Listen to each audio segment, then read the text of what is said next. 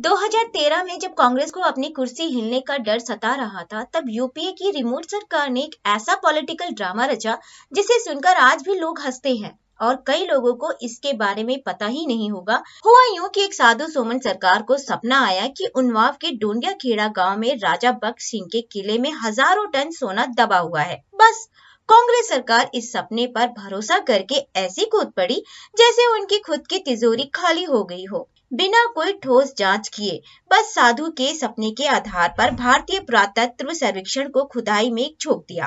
Police force, JCB, पूरी सरकारी तंत्र जुट गया, बिल्कुल उसी तरह जैसे समाजवादियों के कार्यकाल में आजम खान की भैंस ढूंढने के लिए यूपी पुलिस को काम पर लगा दिया गया था। हालांकि सोने में अपना हिस्सा मारने के लिए अखिलेश यादव भी बहती गंगा में हाथ धो रहे थे।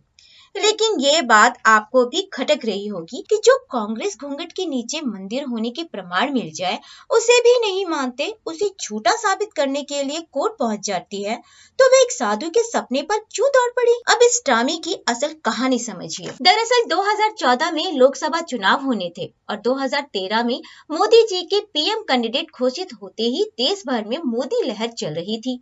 ऐसे में यूपी में मोदी जी की रैलियां होनी थी, तो लोगों का ध्यान भटकाने के लिए नटवरलाल वाला सोना ड्रामा रचा गया। अंत में क्या निकला?